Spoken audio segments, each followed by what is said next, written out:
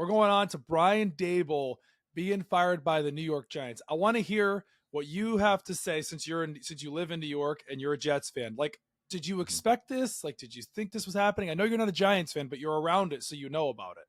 Yeah. I feel like almost everybody knew it was coming, especially honestly, I think he should have gone. This is kind of a bad opinion, but I think he should have got fired last season after that 3-14 season. I know it wasn't all his fault, but I feel like you also got to put a GM in there too because he never. I feel like they never invested in a good O line. That's why they were always getting hurt. They chose Daniel Jones over Saquon Barkley. It was bound to happen at some point. But I will say, I gotta give a shout out to Dayball because he was the reason why they drafted Jackson Dart and Malik Yeah. Neighbors. I seen a video. The GM he wanted to draft a Doomsday that draft, Yep. and Dayball wanted Neighbors, and looks like that paid off. And I seen a video for Jackson Dart. I don't know what the GM said about him, but I'm pretty sure if it wasn't for Dayball, they wouldn't have drafted him. So I think he's played a huge part in all the weapons they have. So, but unfortunately, it was bound to happen. They never had a good O line. I will say that. That's why Dart's always getting hurt, getting concussions, unfortunately. But they're only a good O line away from being a good team. They have a good D line, Kayvon Thibodeau, Abdul Carter, Dexter Lawrence, Brian Burns. They got good linebackers. They can use a few people on secondary, but overall they're a pretty good team. You know, I think so. I agree with you. My only thing with the Brian Daboll firing, and it's so weird to feel about this because yes, they're 2-8. Yes, they had all those blown leads, but you did draft Jackson Dart because that's who Brian Daboll wanted. This is the guy that was developing Jackson Dart. And I feel like it's hard to really judge Brian Daboll off of that. Like, yes, the blown leads are extremely inexcusable. It's hard to fathom that they blew all those leads. But also at the same time, like, I just feel like they probably could have waited till the end of the season to do this. Maybe let Dart develop some more with him. But I don't know. It's such a weird thing. Like, yeah, put your fist down. They fired Brian Daboll. Let's go. He blew all those leads. Let's move on. But now who are you going to bring in there to develop Jackson Dart? Do you see what I'm saying? Because you have Scattaboo, you Yeah. have Malik Neighbors, you got a pretty good defense like the guys you just named. Their offensive line has been a mess. So now you turn to who are they going to go hire? I don't know. I understand the blown leads, but and the other side of it too with Brian Daboll is like you said, the concussions he was getting with Jackson. Some of the play calling was very skeptical at times. I was really confused, like watching some of their games. But the blown leads were just inexcusable. And I saw a report that he was most likely fired after the Broncos game. So now when you sit there and you look at it, well, you blew another lead in the fourth quarter, which is inexcusable. You're the head coach of this team. You cannot continue to allow this. And Jackson Dart, now, well, he's hurt actually this week, so it's Jameis Winston. But the Giants are a mess. I have hope for them for the future, but they got to get the right guy in there to coach Jackson Dart. Same situation with Cam Ward in Tennessee.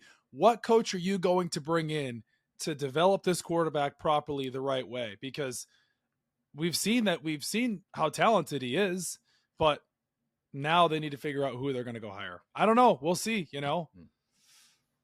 Yeah. I feel like most people, I'm always a fan of hiring offensive minded coaches. I know the Jets have a defensive minded coach, but I feel like for Jackson Dart to develop, you got to look for one of the top offensive coordinators right now. Like I believe in the list he said the Seahawks offensive coordinator, Clint Kubiak. coach. He's a guy with Sam. Well, he's been a huge help with Sam Darnold this year. So I'm with you. I agree. I like offensive minded head coaches like that because the ticket to the ticket to the game is the quarterback. Now the Patriots are very lucky because they've got both. They've got an offensive mind as an offensive coordinator who's one of the best offensive minds in NFL history, and you have a great coach in Mike Vrabel. But a lot of those times, those situations don't work out. I mean, we thought Matt LaFleur was the guy in Green Bay, and he's calling the plays, and Jordan Love is we haven't seen it yet.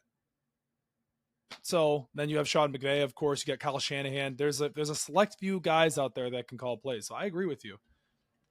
Yeah. I'm not a fan of. I don't think like defensive minded coach should be a type of head coach to develop a young quarterback. Like I think in the list he said Robert Saleh. As a Jets fan, I'm not gonna say he was a horrible coach. He was never a horrible coach.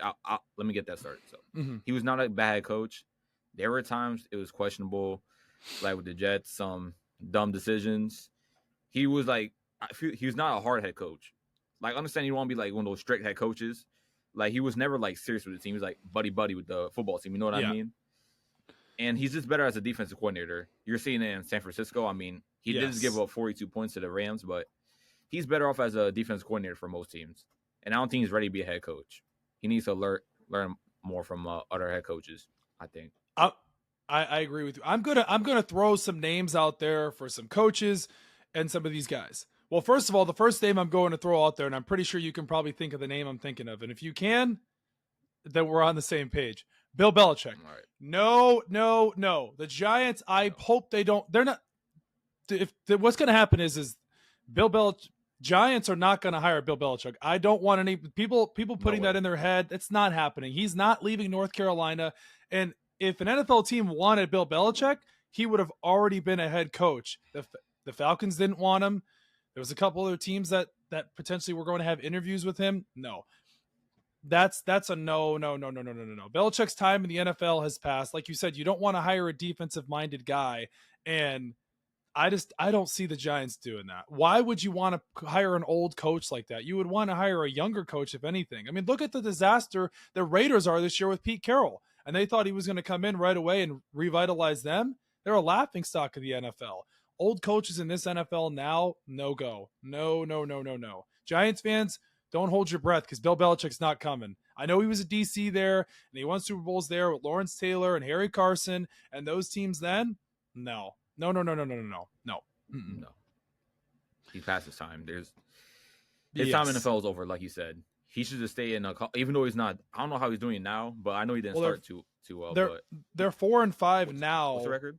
They're 4-5 now. They did start off. Too bad. Yeah, the ACC's. I mean, yeah. I mean, we'll see next year. I guess this year is hard to really tell because there's been so many guys in the transfer portal. I don't personally see Belichick staying at North Carolina that long as it is, but no NFL team wants him. So that chapter's closed. But a name I do want to throw out there for you, and let's see if you agree with me. If you don't, it's perfectly fine. I think the Giants should go hire Brian Flores. Now, hear me out. I know people may think I'm crazy because he got fired by the Dolphins. He's a culture builder. You saw what he did in Miami. Those guys played hard when he was there. He has the Vikings defense playing exceptionally well, and he's been in the NFL a long time. He was with the Patriots all those years. He understands how to coach a team. And I know people are going to say, oh, well, he was terrible in Miami and this and that. I think he's a culture builder. Go hire a guy like that. I don't know if he would take the job, but I think that would be a good name. And then you can find your offensive coordinator type guy. Maybe you can lure somebody over there because the Giants are not in a bad position, Elijah.